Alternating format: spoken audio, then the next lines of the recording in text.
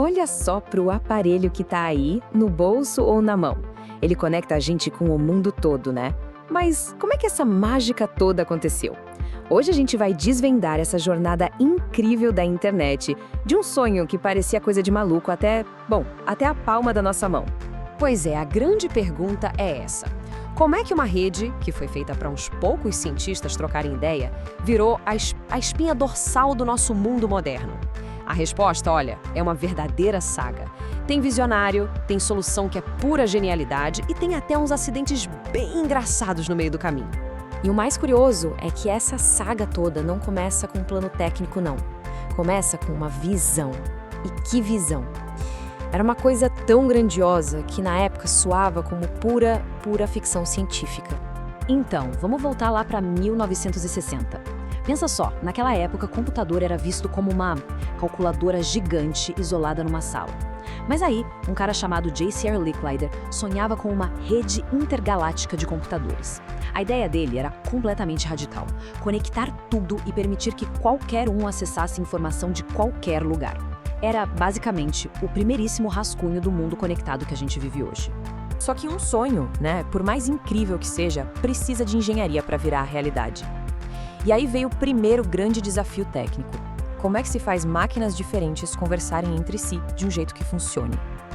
A solução para isso, olha, foi simplesmente uma das invenções mais importantes do século XX. E a grande sacada foi essa aqui: a comutação de pacotes. A ideia, que veio de mentes brilhantes como Donald Davis e Paul Baran, era simples e genial. Em vez de fazer como numa ligação de telefone, sabe? Onde uma linha fica ocupada só para 2 pessoas, a proposta era outra. A gente pega qualquer mensagem e fatia ela em pedacinhos, os tais pacotes de dados. Para entender por que isso é tão genial, vamos usar uma analogia. Imagina que alguém quer mandar um livro. Em vez de mandar o livro inteiro de uma vez, a pessoa arranca cada página, bota no envelope separado com o endereço e o número da página e manda tudo. Não importa se uma página vai por um caminho e a outra por um completamente diferente. No final, todas chegam lá e dá para montar o livro de novo na ordem certinha. Isso fez a rede ficar incrivelmente resistente e eficiente. Ah, um caminho está congestionado? Beleza, sem problema. O pacotinho simplesmente pega um desvio. Ok, com a teoria toda no lugar, chegou a hora do teste prático. E esse momento, lá em 29 de outubro de 1969, entrou para a história. Foi um evento, assim, fundamental, mas também um pouquinho cômico.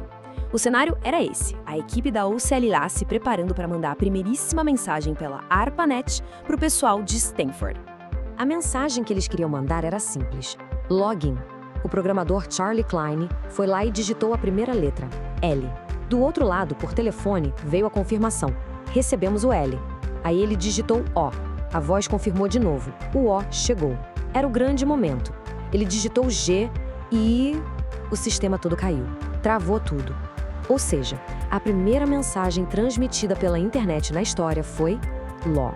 É um lembrete perfeito de que inovação é feita de grandes ideias e de falhas que ninguém esperava, né? Bom, o primeiro passo estava dado, a conexão funcionava. Mas resolver um problema acabou revelando outro, talvez até maior. A ARPANET não estava mais sozinha. Outras redes começaram a surgir pelo mundo. E o problema? Nenhuma delas falava a mesma língua. O que a gente tinha era uma verdadeira torre de Babel digital. De um lado, a ARPANET lá nos Estados Unidos, do outro, a rede Cyclades na França, a NPL no Reino Unido. Eram como ilhas de comunicação, super poderosas por dentro, mas completamente incapazes de conversar umas com as outras. Aquele sonho de uma rede intergaláctica corria um sério risco de morrer na praia, sabe? Fragmentado em um monte de dialetos que não se entendiam. A solução para isso veio de 2 caras que viraram lendas, Vint Cerf e Bob Kahn. E a ideia deles foi genial. Em vez de tentar forçar todo mundo a falar a mesma língua, eles criaram uma espécie de língua intermediária, um tradutor universal. O nome disso? TCP/IP. Com ele, qualquer rede podia embrulhar seus pacotes nesse padrão comum, e aí sim todo mundo se entendia. Foi aí que eles criaram o que a gente chama de internet, uma rede de redes. E essa revolução toda tem até data de nascimento oficial, 1º de janeiro de 1983. Esse foi o dia D, o dia em que a ARPANET, que era a rede principal da época, simplesmente desligou o protocolo antigo e passou a falar só em TCP/IP. Foi nesse exato momento que a internet, como a gente conhece, nasceu de verdade. prontinha para crescer sem parar. Ok, a internet já existia, mas vamos ser sinceros, era tipo um clube fechado. Para usar, a pessoa tinha que ser especialista, decorar um monte de comando de texto em tela preta. Era super poderosa, sim, mas não era nada convidativa. Faltava a peça final do quebra-cabeça. Faltava uma porta de entrada para o resto do mundo. E essa porta foi aberta em 1989 por um cientista britânico chamado Tim Berners-Lee, lá no CERN. Ele criou a World Wide Web. E aqui, atenção, tem uma diferença que é crucial. A web não é a internet. Pensa assim, a internet são os trilhos do trem. A web são os trens de passageiros que andam nesses trilhos. Ou seja, a web é um sistema que a gente usa para navegar pela informação que está na internet, de um jeito fácil. A web literalmente deu um rosto para a internet. Aquele mundo de comandos de texto em tela preta sumiu. No lugar apareceram páginas visuais, com fotos, com aquelas palavrinhas azuis sublinhadas que a gente podia clicar, os famosos hiperlinks. Toda a complexidade ficou escondida por baixo de uma camada super simples. De repente, navegar na rede ficou tão fácil quanto apontar e clicar. E qual foi o resultado? Uma explosão. É só olhar os números, eles contam a história toda. Em 1989, a gente tinha mais ou menos uns 100 mil computadores na internet. 7 anos depois, com a web se popularizando, esse número pulou para 10 milhões. É um crescimento de 100 vezes. A porta foi aberta e o mundo inteiro resolveu entrar de uma vez.